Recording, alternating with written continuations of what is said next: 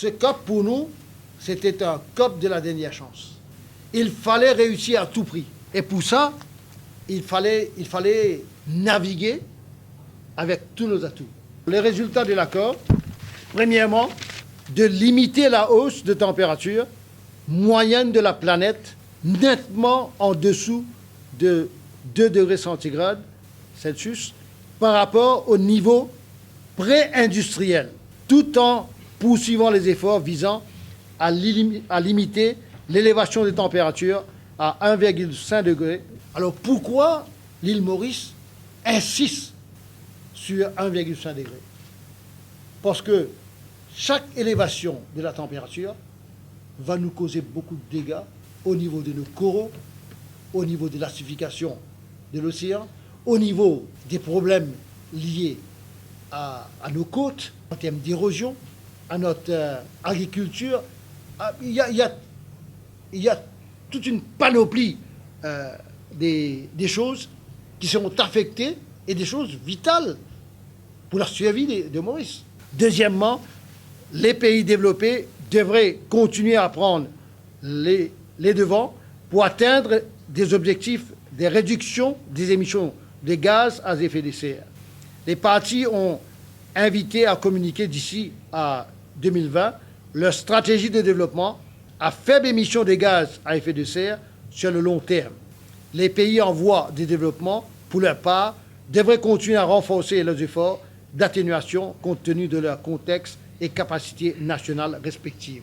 Et un des éléments clés, c'est la mise en terre de 2 milliards de plantes au niveau national, impliquant 8 ministères et tous les pays.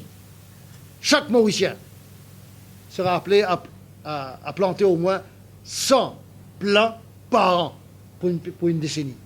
Tous les pays devraient soumettre une communication sur l'adaptation, car l'adaptation, c'est le mot clé, dans le bon sens, avec un effort collectif, dans lequel figureront leurs priorités en termes d'adaptation, ainsi que leurs besoins en matière de mise en œuvre et de soutien.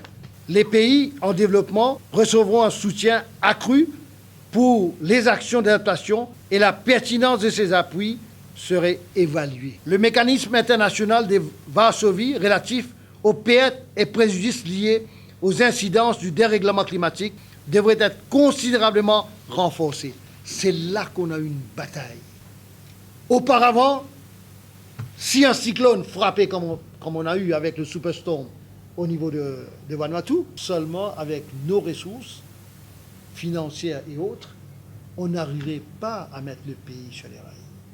Mais là, nous avons des avenues, comme dirait l'anglais, le pathway, pour avoir l'indemnisation et aussi le soutien des pays qui ont l'argent nécessaire pour nous soutenir dans des moments difficiles.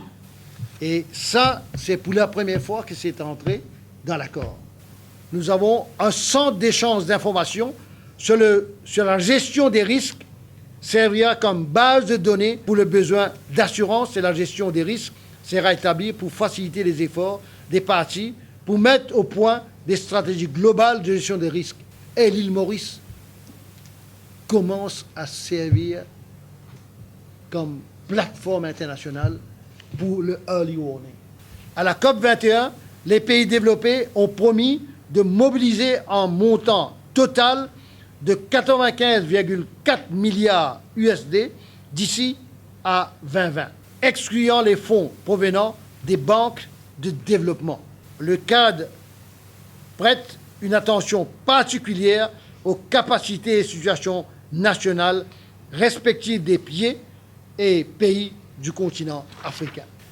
La création d'un mécanisme afin d'effectuer un bilan périodique pour évaluer les progrès collectifs accomplis dans la réalisation du présent accord et de ses objectifs à long terme.